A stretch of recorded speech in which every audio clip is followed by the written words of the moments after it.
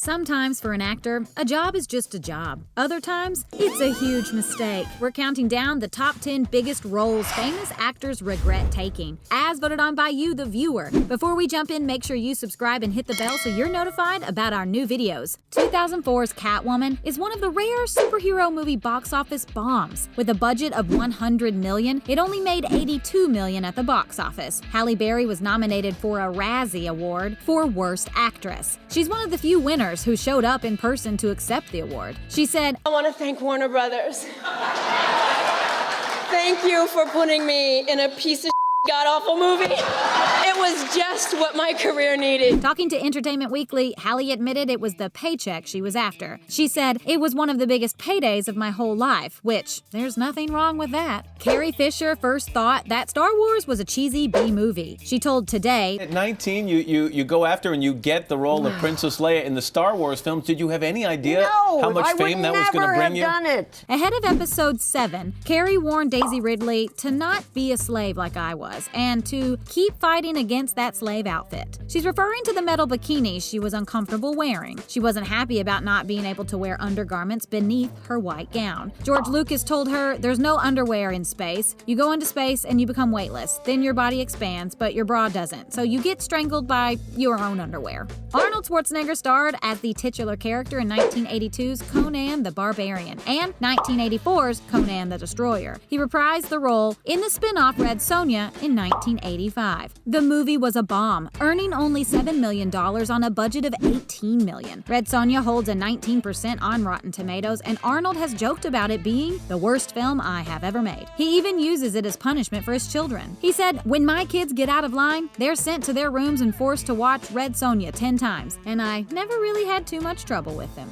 It's no surprise that George Clooney regrets appearing in Batman and Robin, especially given its Rotten Tomatoes rating of 12%. He's vocally critical of the movie. In 2005, he said, "I think we might have killed the franchise," and called it a waste of money. In 2011, George told Total Film magazine that Batman and Robin was really and I was really bad in it. It was a difficult film to be good in. Following the poor critical reception of the movie, George vowed to never appear as Batman again, which was fine as Warner Brothers scrapped the planned sequel. A Streetcar Named Desire launched Marlon Brando into Hollywood stardom. He earned an Academy Award nomination for Best Actor, but he told Time magazine that he detested the character. Marlon's hatred of the character comes from his opinion of what his character Stanley represents. Marlon says that Stanley is brutish, animalistic, and abusive to women. He didn't like that Stanley became synonymous with the sexy outlaw archetype and regretted the success of the role because it sensationalized a bad man.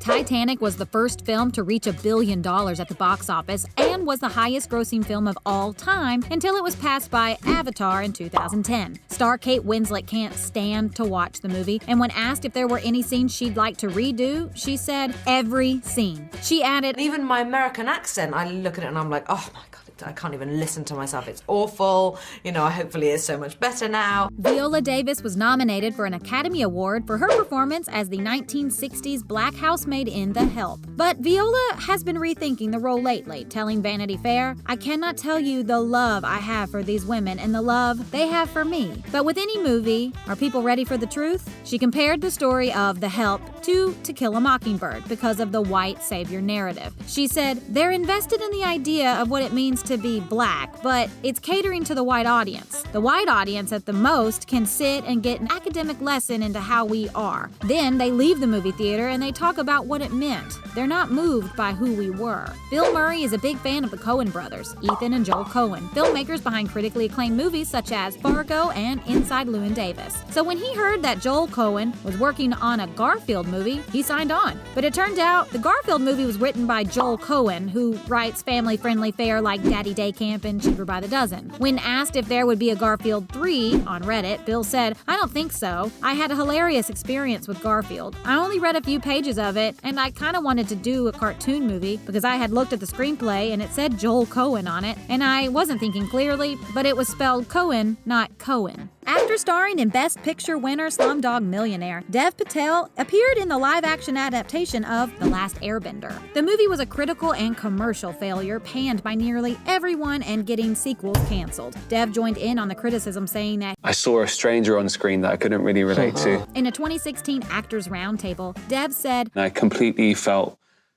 overwhelmed by the experience. I felt like I wasn't being heard, and that was really scary for me. The interrogation scene in 1992's Basic Instinct is infamous for showing quite a bit of skin. Sharon Stone was told the scene would be an innuendo. She watched the scene for the first time on the big screen and realized she was exposed and filmed without her consent. During filming, she recalled being told, "We can't see anything. I just need you to remove your panties as the white is reflecting the light so we know you have panties on." After the first screening, Sharon went into the booth and slapped director Paul Verhoeven. And there you have it. Any celebs that you think should have made this list? Let us know in the comment section below. And as always, like, share, and subscribe, and be sure to check back here to find out what else needs to be ranked.